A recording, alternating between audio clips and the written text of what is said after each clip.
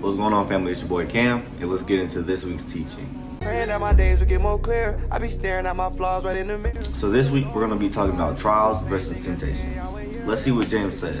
So first we're going to start off in James 1 verse 2 and 3. It says, "My brethren, count it all joy when you fall into various trials, knowing that the testing of your faith produces patience." So when we are hit with trials, we have to understand that are external. They're external forces. There are circumstances that happen that we can't control, but they do allow for God to use those moments a way to draw us closer to Him and build up our faith. So when you think about it, trials would be an example of like you getting into a car accident, or you losing your job, or just anything that you cannot control, right? So that's the trial. But what does the Bible say about temptation?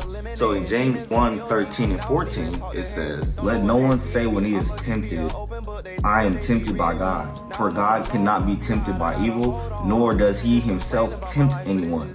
But each one is tempted when he is drawn away by his own desires and enticed." Right? So whereas a trial is something that's external, something that we can't control, a temptation is something that we can't control. It's something that is brought on by our own desires. A temptation is like an internal trial, something that we are drawn away from by our own desires and our own thoughts, right? So for instance, a temptation would be something like lust, or people have a temptation to lie, something to steal. It's just different things that we are enticed by in ourselves, something that is or can be controlled. Right? We can't control an external trial. We can't control losing our job. We can't control how we react to lusting after, somebody, or wanting to steal from somebody, or just right? So we have to understand that a temptation is just an internal trial in which we have the choice to be faithful to God or unfaithful to God. And I think what's beautiful about this whole thing, Jesus Himself, God, came down in the form of a man and lived this life out for 33 years. Right?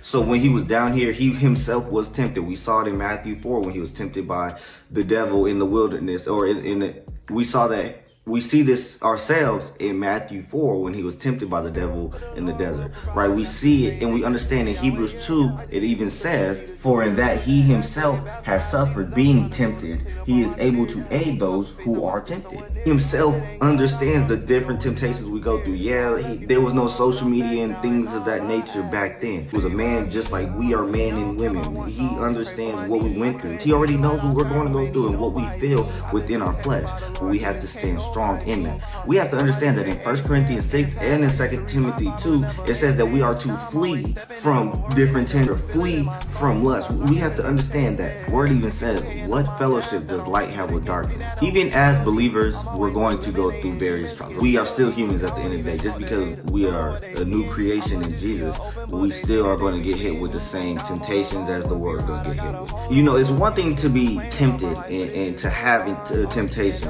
but it's another thing to just give into it. It's another thing to continuously give into it, right? We continue to go through the same trials and the same tests every single time, getting hit with the same temptations every single time. It's because you're not learning from that lesson. You're not learning anything. You're constantly falling to it. Let's say this, for example. What happens in school if you're constantly failing the same test? You're going to have to retake it. If you fail a class, you're going to have to retake it until you learn and you pass.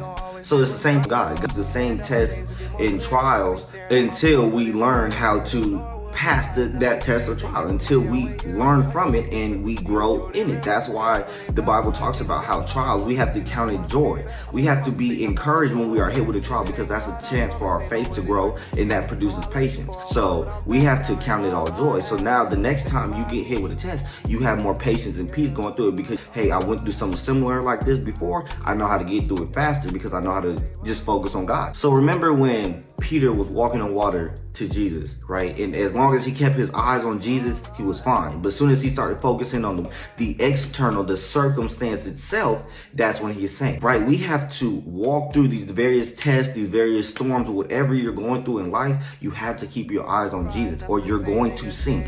He's going to have to pull you up, and you're going to go through that same trial over and over and over again until you learn, let me just keep my eyes on Jesus, right? So keep your eyes on Jesus. Understand when you're going through a trial and when you're going through a temptation. And let's have a great week this week, man. I love you. And I don't care about once, I only pray for my needs.